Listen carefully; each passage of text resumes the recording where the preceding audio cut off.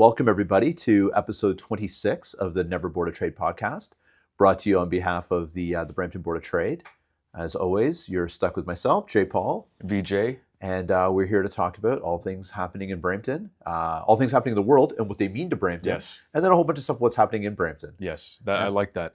And this is the first podcast that we're doing after our live podcast that we did last time. I don't know how we matched the adrenaline rush of the last one. I know. Well, we got to do something to make this feel. It feels incomplete without an audience.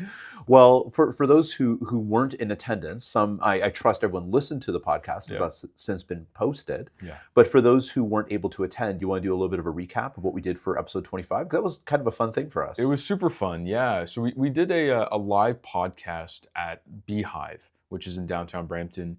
And what we decided to do for that was we invited the co-editors of Messy Cities, which is a book that you and I both really appreciate. Yeah. We attended the book launch of that event because we know a few people who contributed to that book. And in reading that book, I think there were a lot of explicit parallels to Brampton and direct mention of Brampton, but also just elements that we think map quite nicely onto some of the work that we do. So we thought it would be fitting to invite those folks up. They all came out, John Lawrence, Dylan Reed, Leslie Wu, Zara Ibrahim, and we had a short, 15 minutes of you and I just sort of kind of exploring the topics of the day. Were you about to say exploring the space? Like Artemis, yeah, that's right. And it was great. I mean, we had a lot of audience participation as well. Yeah. That's what really stood out to me is the editors themselves were very keen to have live feedback from the audience. There was a lot of discussion around, just what it means to embrace messiness as a feature of urban life, and what might be framed as inconvenience to some is actually the beauty of urban living. And I think we identified some interesting jumping off points for the next generation of Brampton's urban life. Yeah. What do you think? Totally agree. And for me, I think everything you said. What I would also layer on top of that is I loved how broad the cross section of people who attended the event, how big that cross section was. Yeah. We had folks who were Board of Trade members and, businesses who are in this community and residents in this community. But we had folks from the city, we had folks from government agencies, we had people who were just curious and interested citizens who happened to be wandering by when the recording was taking place and decided to sit in and spend an hour and a bit with us. And I love that, not just that there was that engagement, but that engagement, because one of the things I worry about sometimes here in the work that we do, not just cities we deserve, but in general, is are we putting ourselves in echo chambers where we're talking to people who believe the things we believe or only curious about the things we're curious about? But events like that are always heartening to me when we see a broad cross section of people show up, some of whom we've never met before, because what that tells me then is there is relevance to what we're doing beyond just whatever base you want to suggest that we're identifying with or connecting with, that there is interest in these topics that go beyond just the folks that you and I engage with on a regular basis. And it's not just us nerding out, but lots of other people have passion for these conversations. And that's always really exciting for me. I appreciate you referring to the event as Cities We Deserve. I often forget that's what we're calling it. And part of that is last year we did an event called Moving the Needle with Civic Action. This year we did this live podcast. We had the editors of Messy Cities. So we're branding these series of conversations as Cities We Deserve. Yeah. These are more exploratory conversations, smaller, more targeted events that really explore our imagination when it comes to city building and what the next generation of Brampton's urban existence might look like. And we try to bring in interesting, unique perspectives that aren't just tied to policy. Yeah, we really want to, as you said, bring about that cross section when we talk about city building and placemaking. Yeah, and when you take things out of policy, and it may come up a little bit later when we talk at the end of the podcast about media that we were interested in recently. This decoupling from policy, I think, creates opportunity for aspiration that is different than when we think about things only in policy terms. I think there's a natural constraint that we put upon ourselves. What is possible Yes. within a term of government? What is possible within current legislation? What is possible becomes a much narrower conversation, I think. Yeah. And I think we fall prey to it ourselves because although we're not policymakers, we exist in a world we're surrounded by policymakers, engaging them on policy matters. Yeah. But I think when you have conversations that are separated from policy and just become about the idea itself, the imagination that you're allowed to have suddenly expands. And then when you're able to bring in people who represent different perspectives, I'm not saying anything extraordinary here. We understand this is the whole purpose of brainstorming with groups of people, but it's amazing to watch happen nonetheless. I completely agree. And that being said, what was your favorite moment from that evening? Oh my goodness. That's a tough one. Yeah, I was not expecting that question. Yeah. I think my favorite moment was honestly seeing the author or the editors and authors, their combination of, interacting with each other. Mm-hmm. Clearly, it was just lovely to see that this was not a professional engagement for them, that they were excited and interested in spending time with one another. Yeah. But more importantly, seeing the amount of time that they made to interact with the people who were there post the podcast. Yes. And that wasn't what was captured on the recording that people got to hear. But, when we spend a lot of time around people who are quote unquote important, and not all of them seem to have a genuine interest in connecting with the people who respect their work. They want to talk about the work and then they want to get out. Or there's a barrier or some space that they want to have from those who consume what they create and their creation. Yeah. But these 4 people were so enthusiastic about seeing each other and then so enthusiastic about having conversations with people after the pod, spending time, talking, learning, engaging. I thought that was fantastic to see that there was a genuine interest in talking about those ideas and having their ideas challenged, because what I thought was really interesting, and I think it happens when half your panel are journalists. They weren't there just to talk about what they were doing. There was a genuine question asking as well. Yeah. John, and a couple times I saw him, and he's had a follow-up conversation with you and I. He just wants to learn more about what's been unlocked from a conversation like Cities We Deserve. Not simply let me come and talk to you about and postulate about this tome that I wrote. Totally. I thought that was really cool. I love that. How about you? What was your highlight? Aside from the momos, the momos were excellent. But there are a few moments. I mean, I love that one of the very first chapters that was referenced was an argument worth having, which was written by a friend of mine, Chi Tam, who runs the Chinatown Land Trust. And I think that chapter, I encourage folks to get the book and to read all of it, but also specifically that chapter, because I think that sort of speaks to a lot of the work that we do when we talk about the tensions that arise when we sort of try to bring about a Brampton that might be more reflective of its population and the many stories that encompass the city, and the tension between that and the way things have been done. Absolutely. No, there's a couple that stood out, and I think and in her case, she's speaking specifically to what's happening within Chinatown in Toronto. But as someone from a South Asian community, like, we have business uncles too. Yes. I suspect every community has business uncles that need to be navigated. And there's a couple. Her essay, Zara's essay about living in a small community. I think I want to say she's in Cabbagetown, but wherever she is within the city of Toronto. I think like Bloor Court Junction. Thank you. You're right. It is in the Junction. You're right. And then there's an essay, and I apologize, I can't remember the author of it, who spoke about the banquet hall economy in Brampton. Love that. Those 3 are really stood out to me as this is the world I want to live in, and this feels like the world that in many ways in Brampton we do live in, and I wish we had more of. And the moment that actually, I don't know if it was my favorite moment, but it felt emblematic of the intention of that event, was when John asked his question. John Cucurzola, who is an institution in this community and has built much of the downtown, and along with Bill Canelopoulos, and these are names that I've heard forever. And him asking that question to a panel of folks who have only ever engaged on this topic in the city of Toronto. Them coming up to Brampton, having John ask those questions to them, I thought was it was brilliant. Yeah. And if you want to talk about John for a second, because I appreciate you bringing that up, because now I'm reflecting back to what his question was specifically. It's telling, right? So this is a guy who's a developer who's been here in this community. To your point, has built many of the institutional things, including the City Hall of Brampton, instrumental in the Rose Theatre, instrumental in shaping how the downtown looked. By all means, a person of practicality and a builder and creating physical objects. And what was his question about? Civic pride. Yeah. And how do you create a sense of identity and have people be proud of the city that they live in? Because he doesn't look at it, despite what he does for a living, he doesn't look at it as a building issue or a code issue or how can we get something erected issue.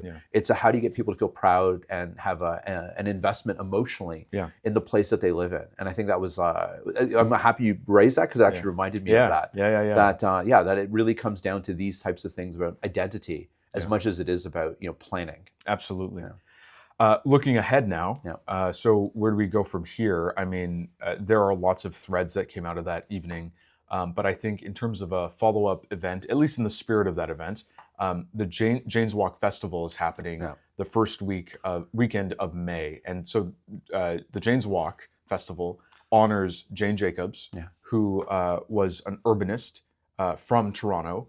And she really championed this idea of being in physical space, exploring your city, walking and sort of discovering urban life through that sort of very tactile experience. And every year in May, around her birthday, cities around the world, I think the biggest one is in New York City, but the second biggest is in Toronto. And she's originally from Toronto. Exactly. They organize walks in various neighborhoods to honor her.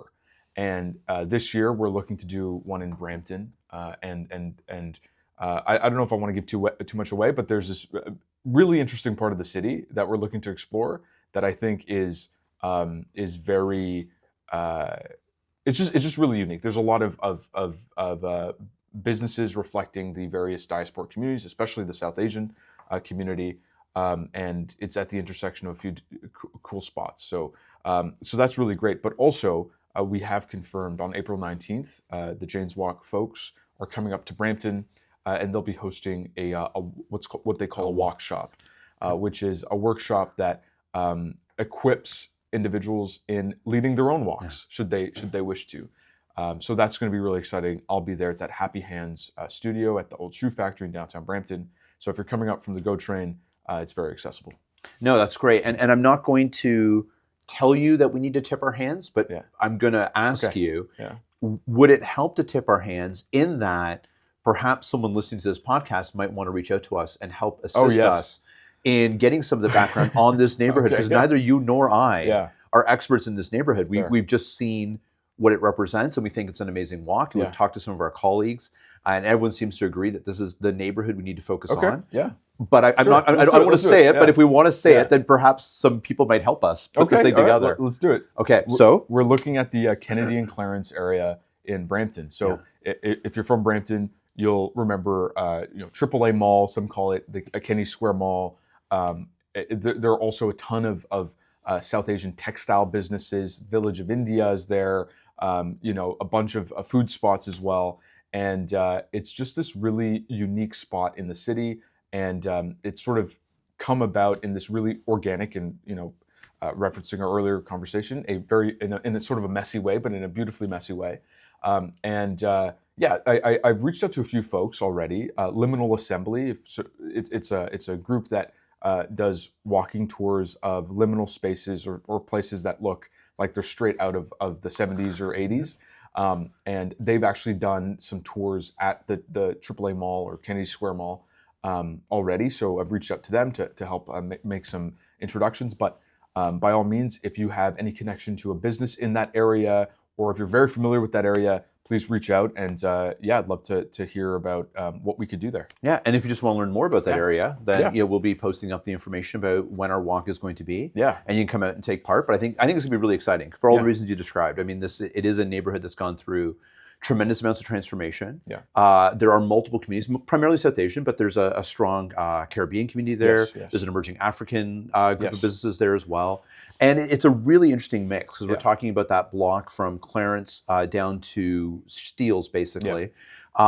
We've seen the change in the businesses that face the street along Kennedy itself, which, to your point, a lot of textile shops, grocery stores, and restaurants and things of that Yeah. nature. But then tucked in behind is a lot more modern development with plazas going in. But these plazas have their own very ethnocultural takes to them. Yeah. You've got this giant anchor tenant on one end of Electra, so a giant institutional organizations going in there. Yeah. We've seen some repurposes of old factories along that route into more modern recreational spaces. Yes. And then the whole thing happens to sit in this very interesting residential neighborhood. It's on the cusp of Peel Village, which is one of the older neighborhoods in the core of Brampton, with some high affluence there, second, third generation Bramptonians, but also encompasses a lot of subsidized and supported housing as well, community housing, in the form of the buildings around Tullamore and others. So it's an interesting demographic mix, it's an interesting business mix,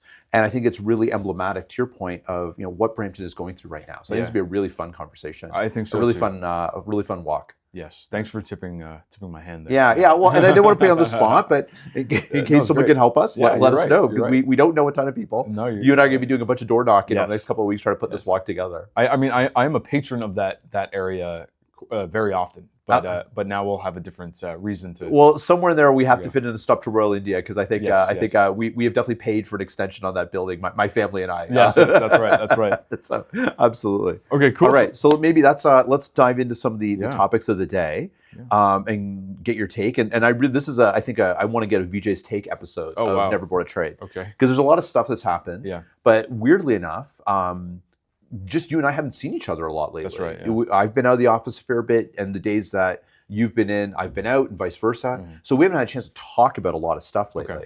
So this is a lot of fresh conversation. Yeah. We did since our last podcast, the Ontario budget was released. Yeah. And we had an opportunity we've collaborated on some writing on it, but we haven't really talked about what the budget means and some of the changes, particularly as it pertains to affordability, things around housing, DCs, some of the investments around transit, and perhaps some reframing of priority at the province around transit. Yeah. So why don't we kick off with you? I'd love to hear your take on the provincial budget and what you think it means for our community. I think the first thing that stood out to me was that it was called A Plan to Protect Ontario. And that was the name of the budget last year. So the sequel is almost never as good as the original.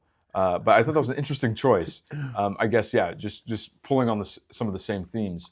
What I would say is it was kind of a lackluster budget a little bit. I don't think it was, in some ways, unobjectionable. In other ways, I think kind of fell flat, missed the mark on a few things. Someone on our Policy and Government Relations Committee last week referred to it as a cruise control budget. Yeah, and I thought that was a very apt description for it. Yeah, I think so. I mean, I'll start with some good news items. I appreciate the 30% reduction in the small business tax. There was an earlier conversation in the legislature about a 50% reduction. Now, 30% is great, nothing to balk at. There's also a new fund called the Protect Ontario Investment Account, I believe, and this is looking to crowd in private investment, pension funds, institutional investors into sort of strategic growth areas of the economy. Not a ton of detail. We do have an event coming up soon with a minister in May to discuss a little bit of that. So look forward to that. But otherwise, I mean, there is a decline in spending in the area of post-secondary, which is very disappointing for us. That was part of our pre-budget submission to support workforce development via post-secondary institutions. They've been struggling quite a bit. We did get that announcement of, what was it, $6.4 billion? That's right. Yeah, and that is in context a pittance compared to what is needed, especially with respect to some of the reductions that we're seeing at the federal level for international study permits. So that's not great. There's also, I think, on the social service side of things, speaking about our friends at Metamorphosis, there hasn't really been a meaningful increase. I mean, other than the mandated inflationary increase, we haven't really seen much increase in spend aside from core autism programs. And then I think in general, we haven't really seen much expansion of some of the transit priorities that were referenced last year that we were really excited about, Go 2.0 specifically. especially because the budget came the same week as a bombshell Toronto Star article outlining that, in fact, the GO expansion project has been significantly de-scoped.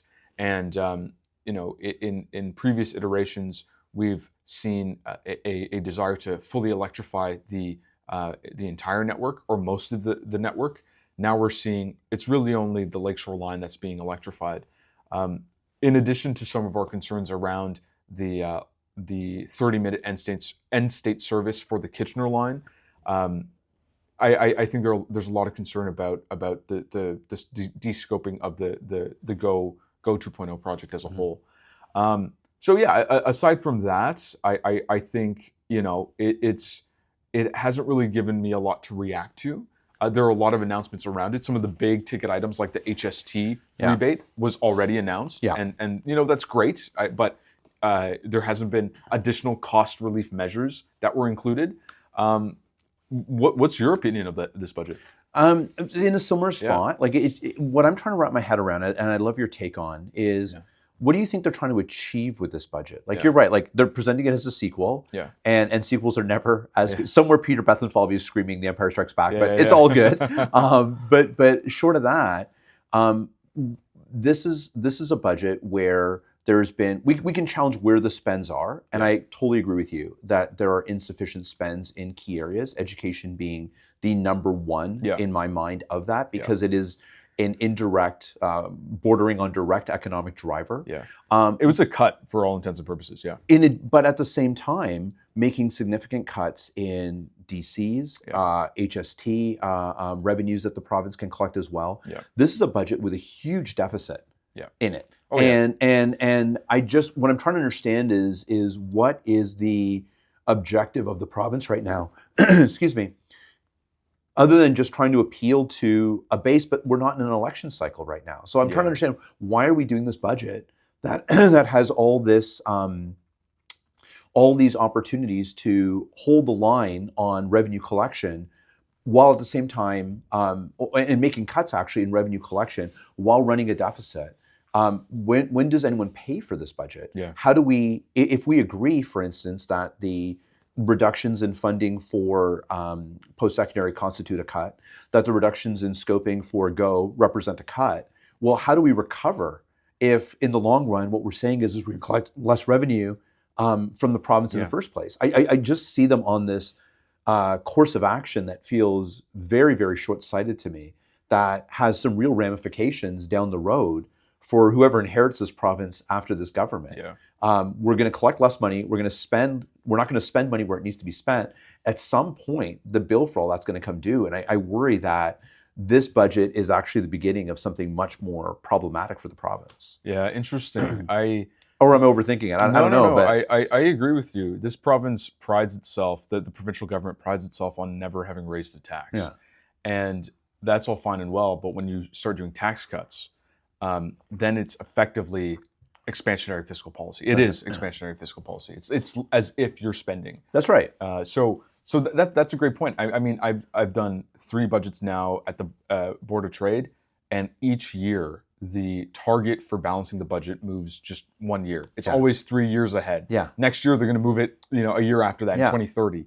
So I think, I don't know what the goal is, to answer your question. I think part of it is kind of maybe the reason why they're renaming it the same name as last year is because there isn't actually, they're obligated to present this budget a little bit, and they're just kind of, they're presenting it for the sake of presenting it, right? Talk to me about the Protect Ontario thing, like the naming of it. Is that even in your mind, a posture that the province needs to be taking? Like, to me, this feels like, not only is it a rerun, but it almost feels like a bit of a mismatch to the moment. It's not as though Ontario is still under siege in the way it was last year. We are struggling absolutely because of tariffs and other economic forces beyond the province. But I don't know that this was the time to say we need a budget that's about defending Ontario, if that's what the motivation is. It feels to me that, or if you want to protect Ontario, it's protecting Ontario internally. It's looking after our people. But this notion that there's some existential threat out there that the government of Ontario has to protect us, the citizens, from, that alone feels like a big disconnect from what's actually happening in the world right now, and maybe explains why this budget doesn't feel like it's meeting the moment. I think I agree with you. I think it's not reflective necessarily of the time that we're in. I can't help but read a little bit of that as there is an increase in spending vis-a-vis defense. So, does protect have a different connotation now? Sure. So it's just we have to have defended everything? Exactly. The Board of Trade, we defend Brampton. Exactly. No, but I completely agree with you. I think at some point the this cover of Donald Trump and tariffs and whatnot, eventually I think the voters and taxpayers will become wiser, and that messaging will no longer work. The goal for both Canada and Ontario should be economic growth. Yeah. Because more than taxes, economic growth provides the most revenue to a government.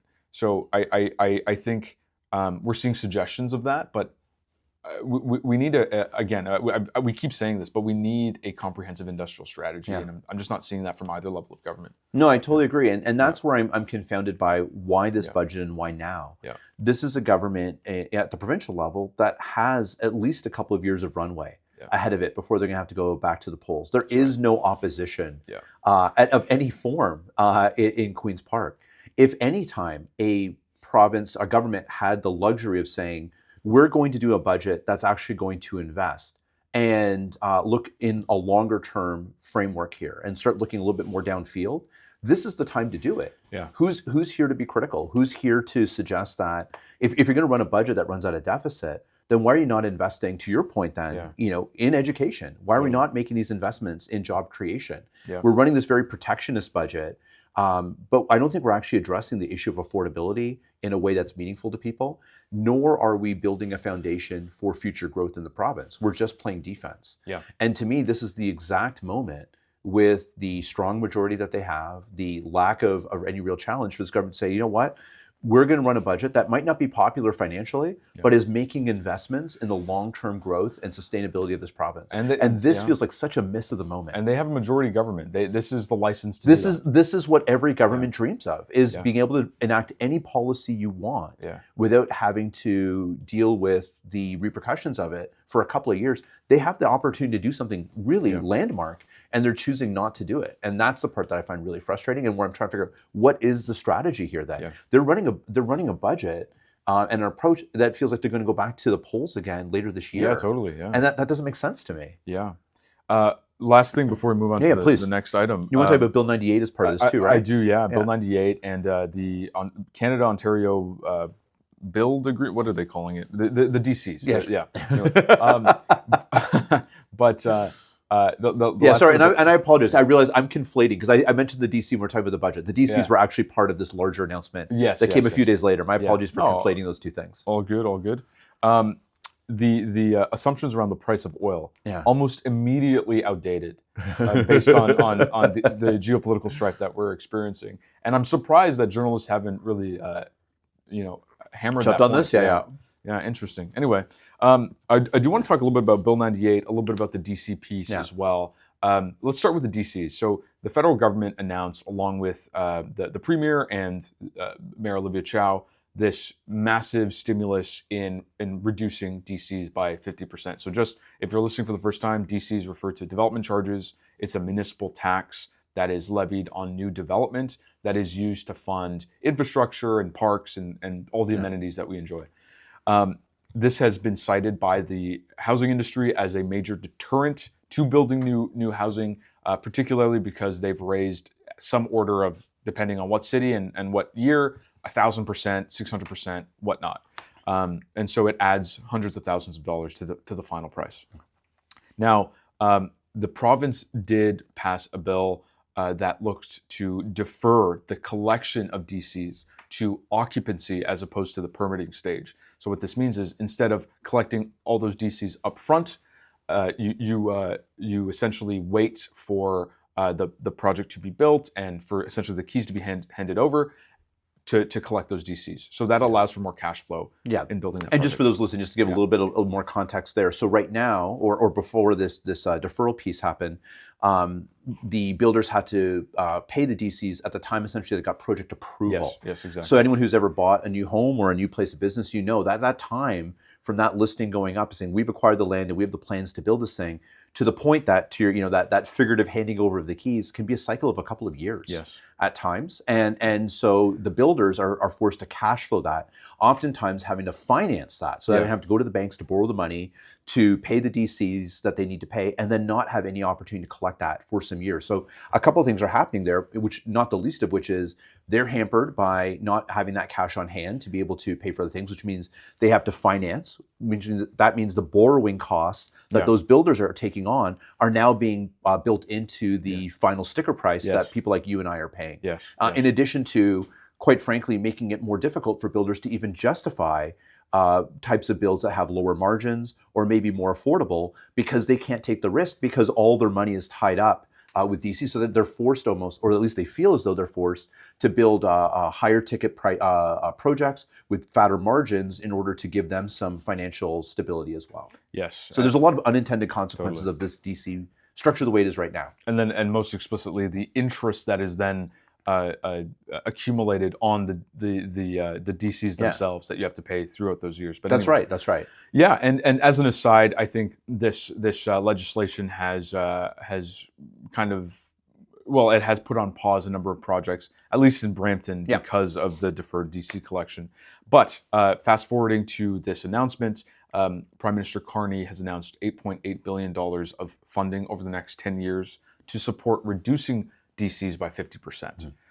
So presumably this would go directly towards municipalities, so that they could have some of that cash flow that is missing through the deferral of these DCs, and they're still able to provide those discounts for developers to start building.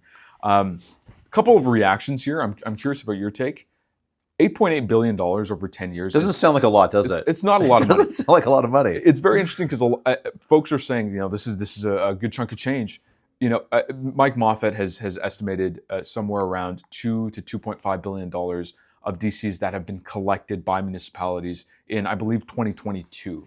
So the DCs are a primary revenue source for municipalities, and if they're going to miss out on what is effectively billions of dollars ultimately, and instead get a portion of this $8.8 billion over the next 10 years.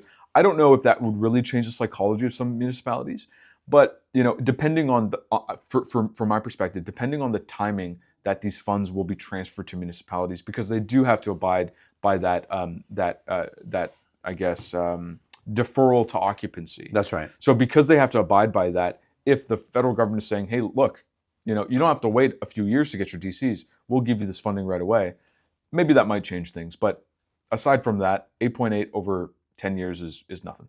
It doesn't sound like a lot, and I'm really curious. I don't know enough about municipal budgeting to know, what is that compared to what cities would have expected to have. Yeah. And I think we kind of buried the headline a little bit here in our conversation about this, is that the DCs have gone up year over year over year. That is not a reflection of the cost of producing a house going up. That's not a reflection of inflation in the economy and all of us making more money, and therefore the cost of everything goes up. This is a direct result of cities recognizing they had been handed a tool that allowed them to arbitrarily collect money from developers at a rate that was appropriate in their eyes. And so, without having to increase property taxes. Precisely. Yeah. So they could go to us, the taxpayer, and say, we're holding the line on property taxes. Great. As a voter, I feel very positive about that in my community. But without recognizing that what they're really doing is they're collecting all this money elsewhere without any limit. This is quite frankly analogous to our criticisms of how universities exploited the opportunities with international students. Totally. We have to have some constraint over here, but now we've given you another place where there's going to be no constraint. Well, what's going to happen? The same thing that universities with international students is what cities did to developers. They just started gouging them and adding and adding and adding. And so when and again, I'm not suggesting I know the answer to this question. I'm just asking the question. When the federal government says we're going to come and subsidize that up to 50% and offset that piece, that's all well and good. But when you take it out over a 10-year period, I have to believe that at these cities, that there was some expectation around what DC collection was going to look like, not just in the short term, but in the long term. What is it like if right now that $8.8 billion is set in 2026 expectations? But I'm just going to use Brampton as an example. I'm not throwing Brampton under the bus. I'm just as a hypothetical. What was Brampton expecting their DC collection to be like in 2032? Yeah. Especially knowing that they had the ability to increase DCs arbitrarily. Mm-hmm. So is this really a reflection of what the cities have budgeted and forecast in coming years? Yeah. What the federal government's committing to now? I would guess the answer is no. Yeah. Because human nature is to say, hey, look, we're going to give you this tool and mechanism. Well, that kind of feels like the answer to every problem is, well, we'll just increase DCs. Yeah. Yeah. So I'm sure that there were expectations for DC increases still to come year over year over year for the foreseeable future. Yeah. I can't imagine the federal government funding is taking that level of granularity into account. Yeah. Somewhere in there, there's going to be a gap. Yeah. Yeah. And what I'm really curious about is how are cities going to address that gap? At some point, they're going to have to come back and say, well, either we have to have a tax increase, because even though we are getting some subsidy from the federal government, it's not sufficient for what our projections were going to be for DC collection. Yeah. Or we're going to have some reduction in municipal service to balance the budget. Yeah. But one or the other is going to happen. And I think how that plays out in various cities is going to be conversations for organizations like ours to have to get involved in. Somewhere Brampton is going to have to figure out how to reconcile a shortfall. What I'm interested in the Brampton context is council is pursuing these DC discounts and in some cases waivers for purpose-built rental. That's right. Now, I don't know what the stipulations are of this funding, but does this policy now, should it now extend to all types of housing, not just purpose-built rental, but secondary housing units, condos? Condo market is in free fall, but does this expand now across the board? We'll see. I mean, we'll go to council. We'll ask folks to see what the appetite is there. But I'm very curious about this reconciliation. It is it's something I will say. Councillor Pellecci has indicated that, look, the market isn't in a good spot already. So, even if we were to continue business as usual with our DC policy, we're collecting nothing because people aren't building. No one's buying stuff. Yeah. So there was already appetite before this announcement to look at where they can strategically reduce or even eliminate DCs. Burlington did something similar. Yeah. So I credit where credit is due.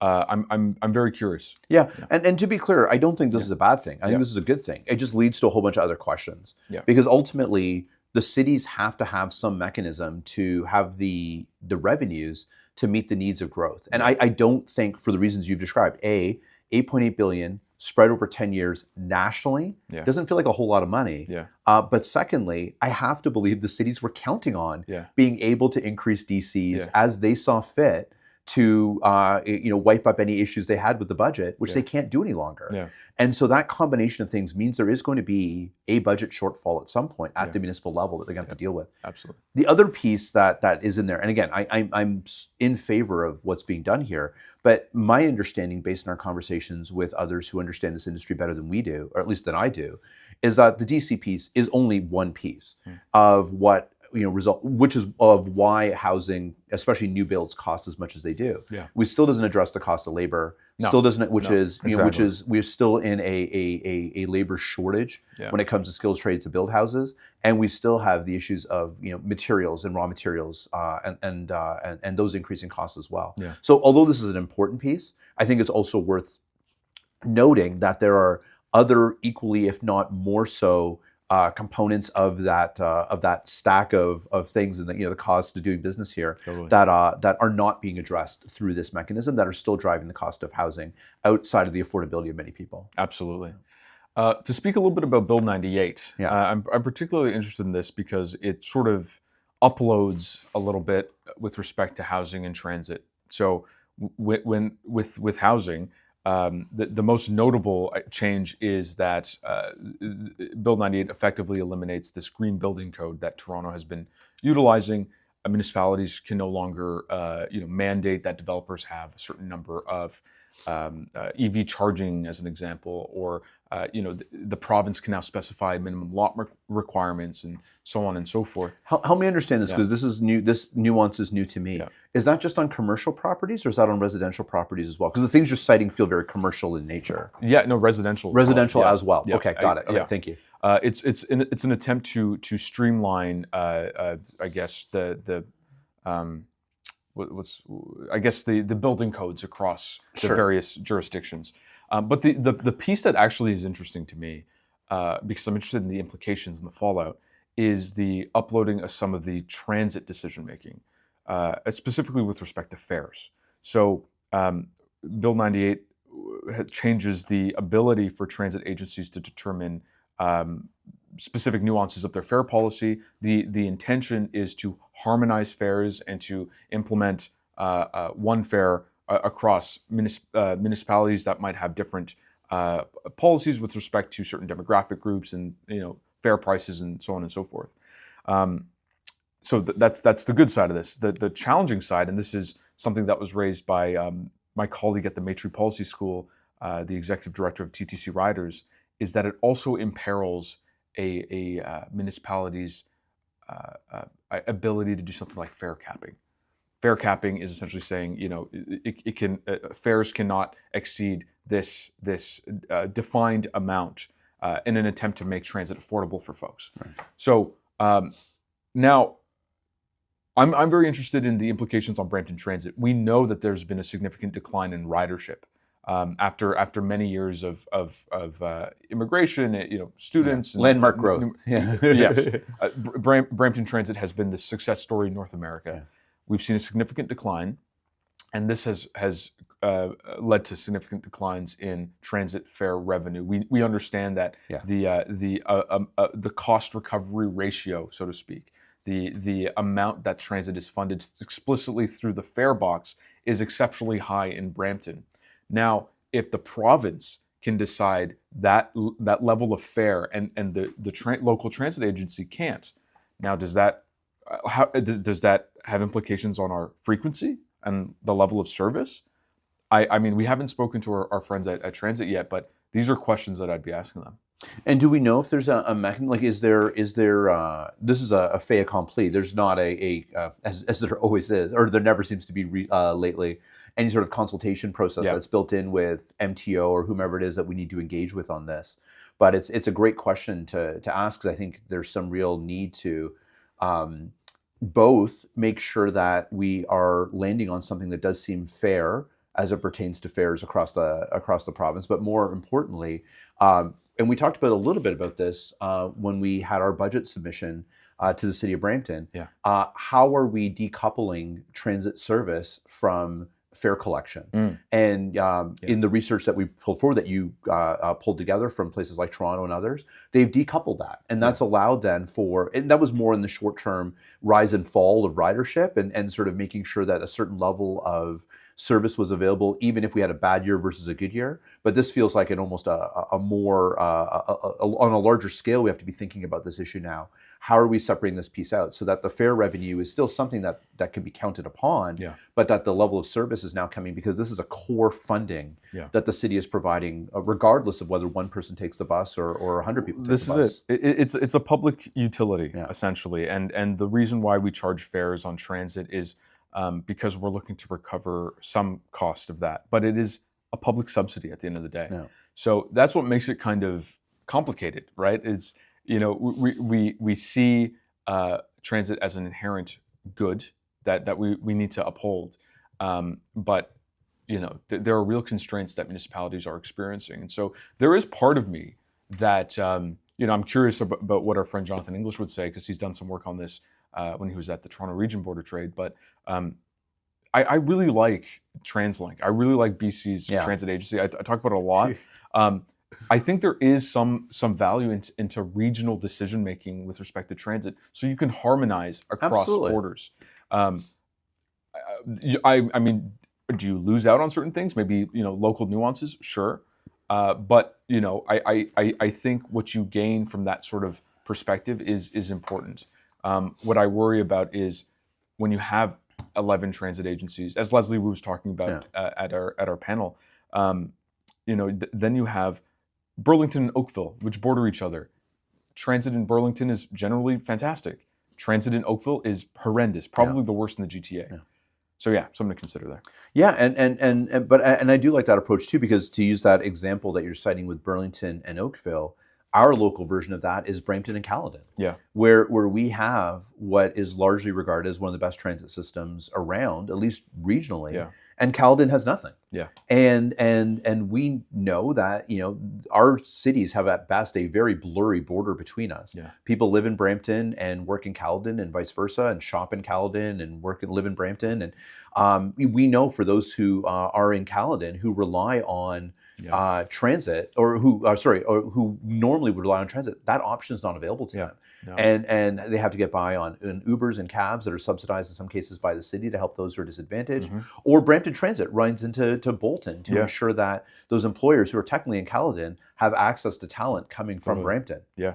So to your point, some regional harmonization would allow us to take this larger lens, which I am always in favor of, and we argued for when we had our conversation on healthcare funding. Totally. Right? These step back lenses allow us to think about how these systems are actually being utilized, because it's not just the discrete benefit of one municipality. It's a regional benefit when these things are implemented appropriately. Absolutely. And our friends at Scooty will mention the amount of trips that folks take from Caledon to the Brampton border just so that they can take the bus. 100%. So when we're talking about transit, then maybe this is a jumping off point. Transit as a good that government needs to invest in. One of our favorite projects that we've been watching from afar came under some scrutiny lately from Pierre Poilievre, and that is Alto. I think that really kind of perplexed me. It felt kind of out of nowhere, right? Yeah. Like why today? Yeah, I don't know, especially because I think high-speed rail in Canada is pretty uncontroversial. Yeah. I think if you poll most people, they'll say, we've needed this for a long time. And we are exceptionally good in Canada at creating plans for high-speed rail and then just discarding them. And I don't know what the strategy here is for Poilievre. I don't know. He's saying that it's a waste of money, and okay, but I think you would think that someone like Poilievre, who cares very much supposedly about rural Canada, and who is trying to, he's trying to appeal to folks outside of just the city's urban cores. This will be a benefit to them. This is a benefit to Peterborough, right? This is a benefit to Laval and these places, and I don't understand the strategy. No, nor do I. And I think there's a few things at play here. So in the main, I agree. This is a benefit to Canadians. Yeah. It's definitely a benefit to those who are on that corridor, and we're arguing for expansion of the corridor, quite frankly, west of Toronto into Windsor. Because I actually think the real unlock is not when we have connection from Toronto to Quebec City, with all due respect to those folks, but it's when we have Windsor into Toronto and all the communities like ours that get pulled in, I think is when we see the real benefit, to say nothing of when we start really going out west into the rest of Canada. Yeah. Now, all that said, there are those who are affected, in some cases negatively. I know there's been some stories recently, particularly of those who are along the corridor. Yeah. Because it's the nature of how these projects play out. And for those who are local, we saw this very much with the 413. The final corridor that a project's going to take may be very narrow and well-defined, but in the early stages, before that corridor is defined, a much larger, expansive swath is identified, several kilometers in some cases wide, while environmental assessments are being done. If land has to be appropriated, what the cost would be associated with that, and so forth. So there's a study period, which is a much larger period, space, which then narrows into a much more defined corridor. Right now, we're in that big, nebulous, large scale, and that has got a lot of folks in places like Haliburton and the Kawartha is very, very concerned, because they're seeing their properties fall into, in some cases, lands that their families have owned for a long time. Yeah. In this area that might be expropriated land as part of this project. And there's not been a lot of detail yet as to what that's going to look like, when things are going to happen, what would fair market value be, and therefore that I don't think it's a bad idea. I think the lack of information has gotten people people very worried. For sure. And I will respect the fact, therefore, there are some news stories out there. There has been some reporting that has indicated that not everyone is in favor of high-speed rail, but I think there's some real valid reasons for that, that hopefully will get ironed out over time through just good stakeholder engagement. Yes. From the Poilievre piece right now, I really feel like this is just more emblematic of a party and a leader who are just still fumbling around trying to find an issue. Yeah. And the tariff Trump issue isn't working. I think he's just looking for whatever else. And I think anything that feels like big government, if you are on the conservative side of the spectrum, is something that you can throw rocks at, because it speaks to largesse, it speaks to fat, it speaks to misspending. And you know what? If you say that, guaranteed something in there will be, some line item will be too fat, something will be misspent, because it's early stages. And these projects always go beyond the scope of which they originally penciled out to be. So to me, this just feels like something safe for him to speak out about. It gets him a news cycle. I don't think there's a strategy here. I don't think that party has a strategy right now. Yeah. And I think, to your point, it actually runs contradictory in some cases to what he supposedly stands for, which is connecting smaller and these rural communities where his votes are going to come from outside of the GTA. And I think right now it just feels like this is something that we can complain about while we're figuring out what our actual platform is going to be. Yeah. I think just was the news cycle for the Conservative Party. I think just the leap in saying let's cancel the project is just, it's so wild. Yeah. Me. Yeah. But to me, it speaks again to, my point of view at the very least, is this guy an appropriate leader for a federal party? I just don't think he is. Well, yeah. I mean, that's maybe a good segue into this. The latest floor crossing to the Liberals that have all but confirmed the majority government for 100%. And so someone asked me if we were going to talk about floor crossings with what happened, and I'd shared with them. We had kind of talked about floor crossings a couple episodes ago, but I realized that when we talked about it last time, we talked about it in a different context. We talked about it in the context of how you felt about floor crossings in general. And I asked you if you felt that this was an appropriate exercise of how Parliament is supposed to work and how democracy is supposed to work. And you made a very clear argument as to why, and I actually agreed with it. You changed my mind by the end, that this is one of the few mechanisms by which parliamentarians can actually express a point of view, particularly when we have the climate that we have in Canada, which is really strong party discipline, a long message. But this is a slightly different issue this week. And the reason I bring it up is that this is not a conversation in my mind around, are we okay with floor crossings in general? This is a very specific floor crossing. Yes. That brought the Liberal Party on the cusp of this majority, which they're likely going to get later tonight when the bylaw elections are done. Yeah. And that is a very right-wing, very vocal, very big C conservative crossing the floor and joining the Liberal Party, someone whose values do not align with that of the Liberal Party of Canada, and in terms of when we're talking about issues pertaining to LGBTQ rights, issues relating to the Freedom Convoy, trans rights.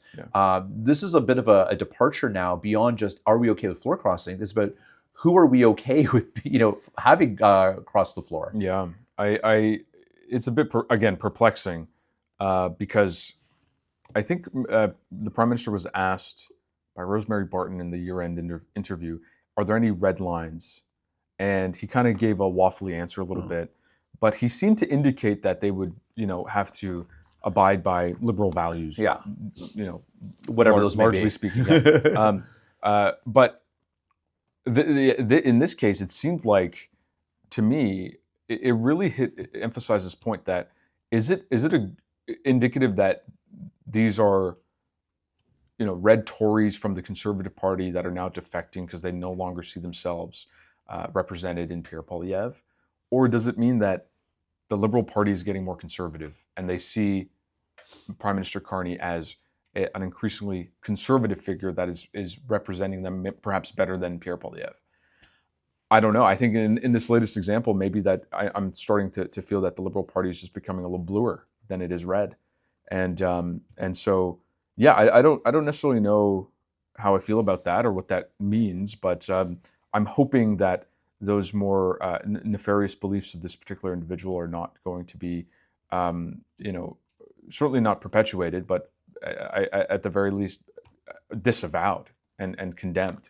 Yeah, and Carney did put something out to say that his expectation is that she's going to vote alongside the Liberal Party when it pertains to issues that are human rights oriented and LGBTQ oriented and so forth. But again, it does speak to something is changing. Yeah. I'm curious what your take is. We have a few minutes still.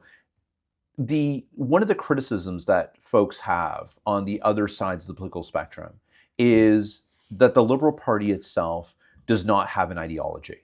That as the natural governing party of Canada, they sort of morph to what it is that Canada needs in the moment. It would be the Liberal point of view. But that those on the conservative or progressive side of the spectrum would say this is a party without a spine, that they just kind of morph into what they need to be for political convenience.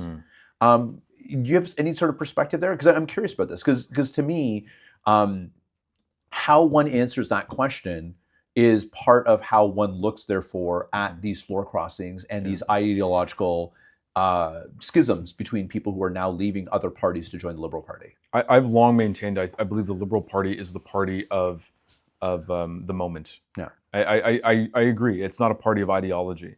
If you look back at 2015, Justin Trudeau was the only candidate who was running on deficit spending. Yeah.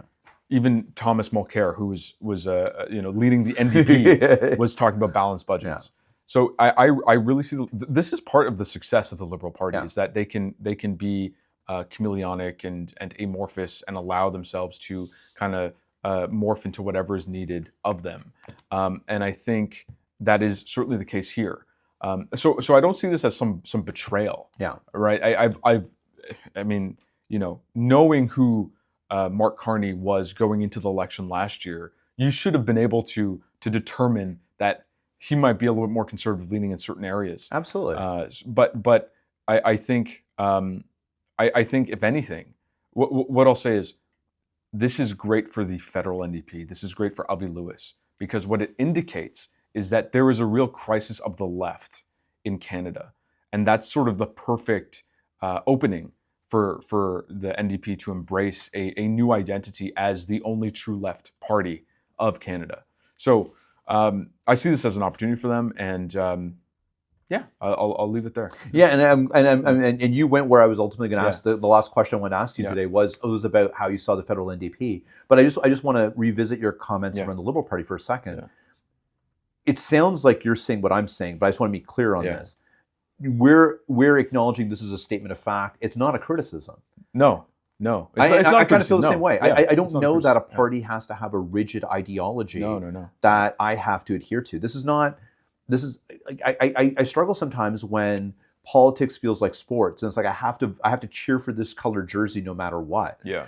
This is not that for me. Yeah. I want to have politicians who respond to the situations that we're in. Yeah. And I reserve the right to cast my vote for whichever politician or party I feel is going to best serve the needs of my community or my country. Yeah. I don't know that I have to be, I'm let down because fill in the color of the sign here didn't fulfill what I wanted them to fulfill. This is not. Maybe I'm all my sports analogies are coming out. We're on the cusp of the NBA playoffs, which I'm very excited for. But I think parties and politicians are supposed to adapt, change, and reflect the moments that we're in. And our opportunity as part of a democratic society is to say, I'm no longer going to cast my vote with you. I'm going to cast my vote for the alternative. Yeah. But to say that they have to be rigid in an ideology just defies any logic to me, because then it suggests, therefore, a rigidity of thought that is going to not allow us to respond to the changing dynamic world that we live in. Yeah. So I'm not defending the Liberal Party or condemning them. I'm just acknowledging that they change. Yeah. And I do think in the main that parties are supposed to do that. Yeah. And even those who detract from them on the left and the right also change. As we've joked about, Pierre Poilievre is trying to figure out what the change is for the Conservative Party of Canada. And that might be going further right. It may be doing something different. Yeah. But I do think it's an unfair criticism to levy. I think it's actually how government is supposed to work. I completely agree with you. Yeah. I completely agree. But we do agree, therefore, that there is this opportunity, which I 100% agree with. Yes. If I was an NDP strategist, I'd be licking my chops right now. This is the golden moment you've been handed. Absolutely. Absolutely.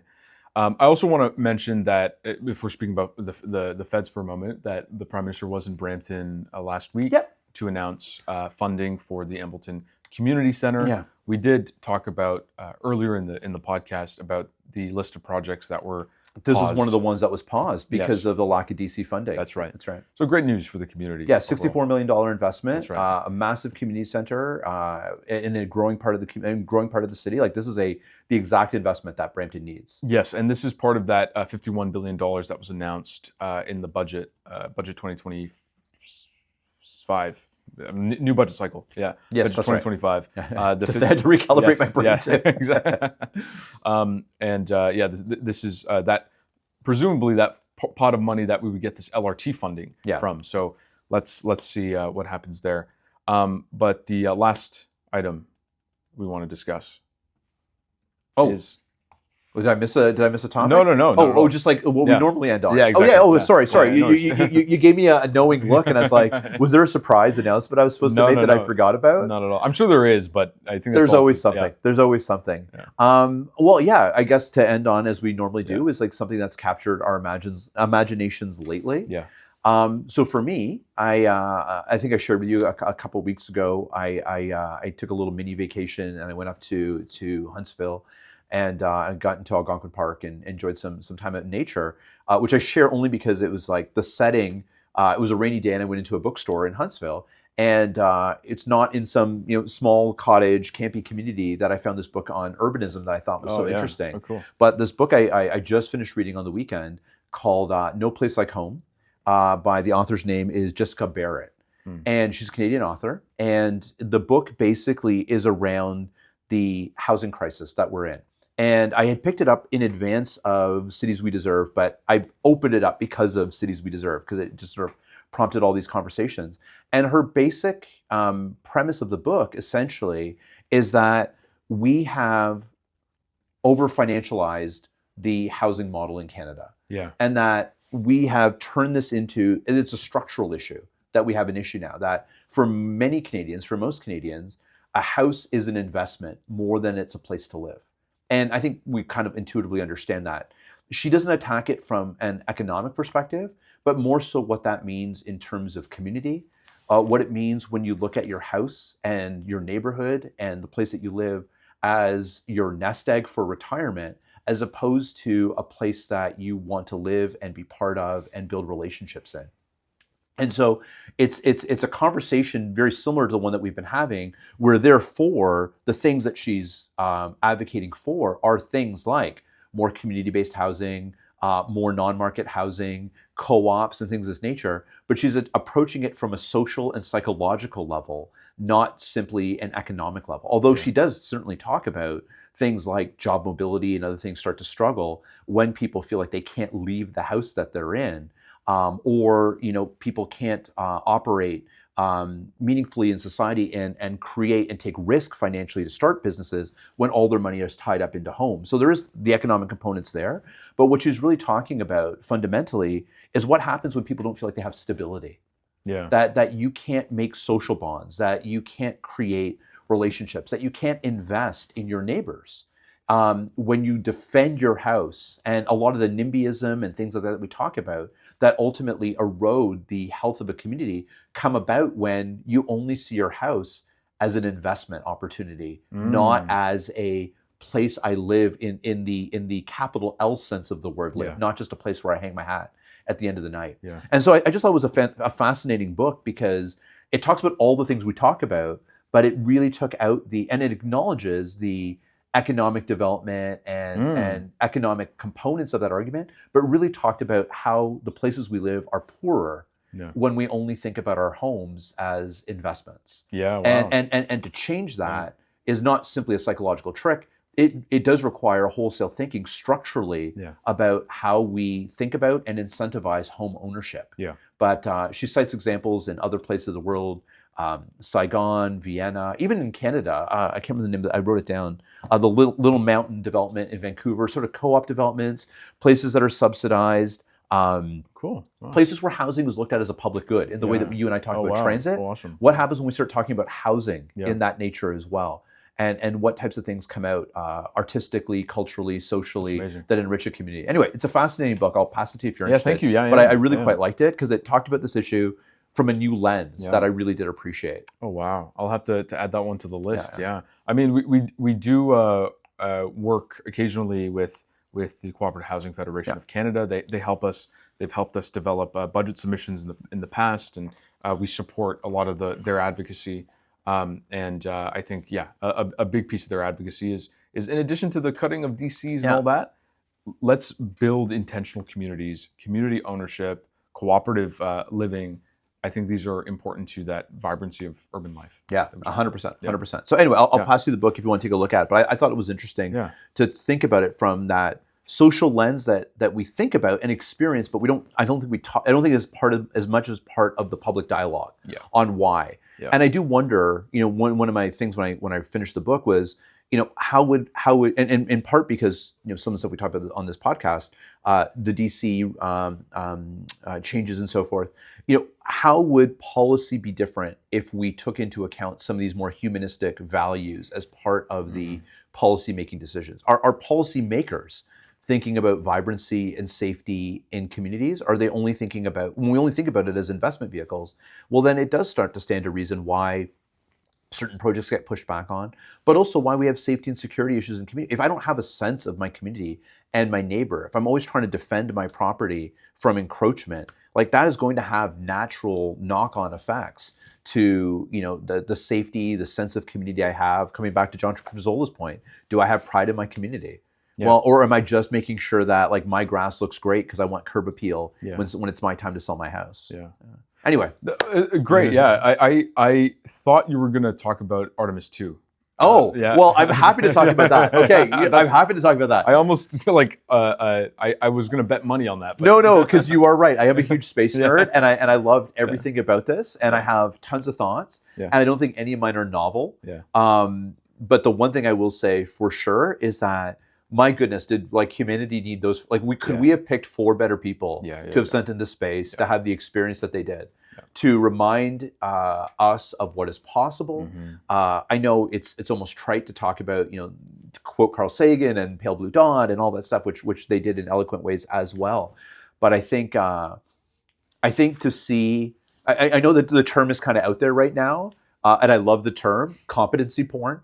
Oh, yeah. That at a time that we can't trust our leaders to make good decisions, that the people who guide the world are at best questionable, and I'll let you fill in whatever word you want, to see 4 people just operate at a super high level, doing good things, making good decisions, executing, and not just those 4, but the entire NASA team around them, just to see like, oh my gosh, people are capable of doing good things. No one was exploited. No one is stealing my identity. No one is, I'm not worried about this taking my job. This was just like the best version of what humanity can do. Yeah, I love it. Was fantastic. Yeah. And I think it was, I mean, I have lots of things we can talk about, but at high level, that was my thing. It was just like, it was just lovely to see the best of what people can do, not just from a humane perspective, but like, this is what it looks like when people work together and set their mind to something. Like this is the Kennedy-esque version of what space looks like, which is what sucked me in, right? We do it because we don't do it because it's easy. We do it because it's hard.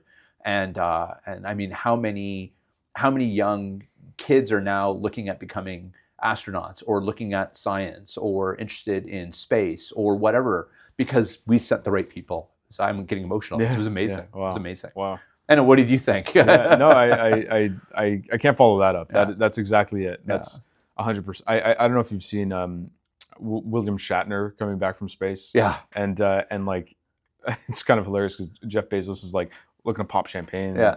William Shatner's clearly like verklempt and just seized with emotion.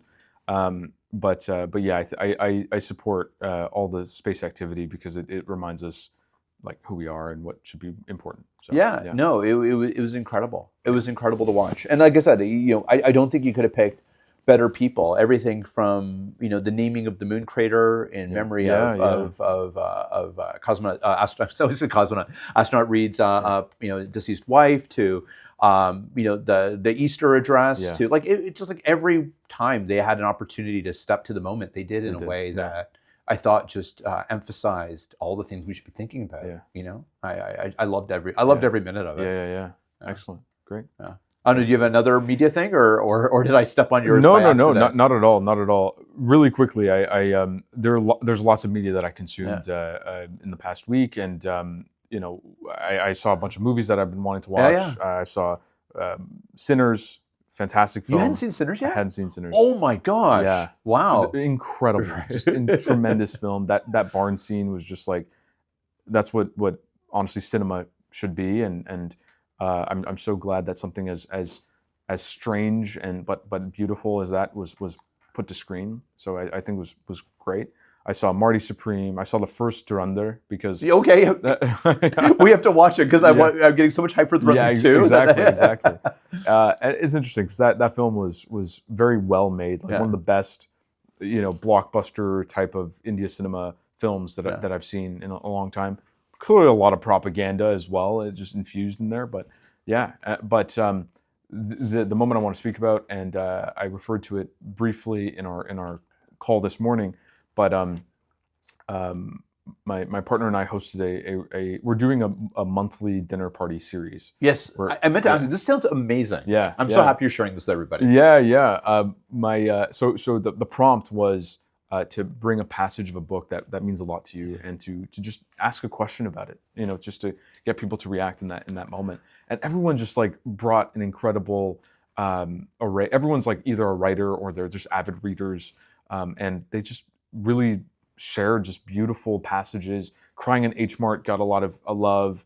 A book called Babel. There's I spoke about this in the previous podcast, but the gift economy. Yeah. And I shared a little bit about Denison Avenue, which I've spoken about. I think one passage that I'm really thinking about is from the Iliad.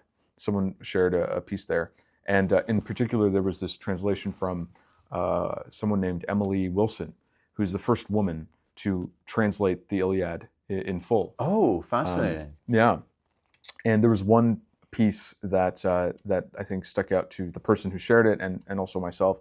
But there's a translation when I don't know. I've never read the Iliad, to be honest. But Patroclus, who sort of decides to go into war on behalf of Achilles, dies in battle, and Achilles is distraught. Yeah. And he describes the feeling as I think it's as if he was my own life. That's usually the interpretation. The interpretation. That is the interpretation I know. Yeah. He was an extension of me. Yes. Emily Wilson shares the direct translation, and it's not the word isn't life that's being utilized. It's actually head.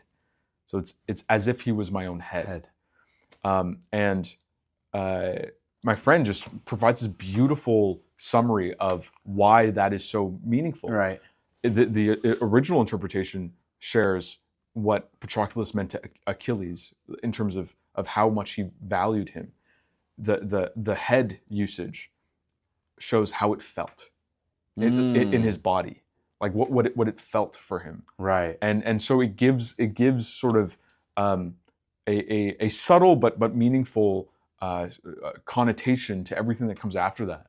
Right. And this sort of intimacy almost. Yeah. And this very like much lived experience kind of articulation of what this death meant for Achilles from a almost a sensation standpoint. Right. Right. Oh, I love that. Yeah. There's and I apologize. I'll have to look it up, and I'll give it to you for sure. I know you'd be interested, but I can always share it with anyone who wants. There's an undertaking right now to do a translation of the Guru Granth Sahib. Oh wow! Which they exist. Yeah. These English translations of the Sikh holy text. There's more than one out there. I have a copy myself, but the translations that we look at have all been done in the 70s and 80s. Yeah. They've all been done by men. Yeah. And they represent a certain post-colonial approach as well. Therefore, these are individuals who grew up in Indian society through a British education system, in addition to their spiritual teaching. There's a project right now underway to do a new translation. But with the intentionality now of the translators, it's very different. So the committee that's working on this represents not just those who were the traditional folks we would look to in my community for translation, but women, but also individuals from BIPOC and trans communities and so forth. That's incredible. Wow. It's a real intentional effort has been made to get the widest breadth of individuals working on this from a scholarly perspective, with the understanding that what you're describing here, that how we interpret things is tied to the interpreter. Yeah. And that if we want to have as full an understanding of the possibility of what something could have been meant to convey, we have to be able to approach it from different perspectives and ask different questions. So I've been sort of following this project, and I apologize, I can't remember the name of the actual project, but they have an online presence. But it reminds me of that, this notion of what happens if you bring a new translator to literally one of the oldest works around. You're going to unveil something new. And this was the takeaway from the end of that, is it matters who's interpreting, and it matters that we challenge interpretation. Yeah. So yeah, anyway. I love that. Yeah. And how many people do you have at this dinner thing that made it work? It was like, it was 6. Yeah. So 8 altogether. I have a ton of logistical questions to ask later. Yeah, How to pull one of these off. Sure. Yeah, absolutely.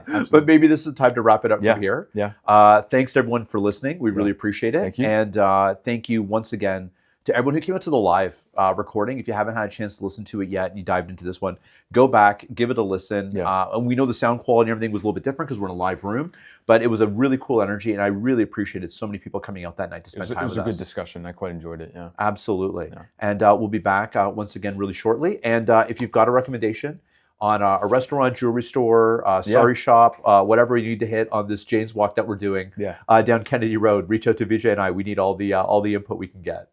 Thank you. All right. Talk to you all soon. Take care.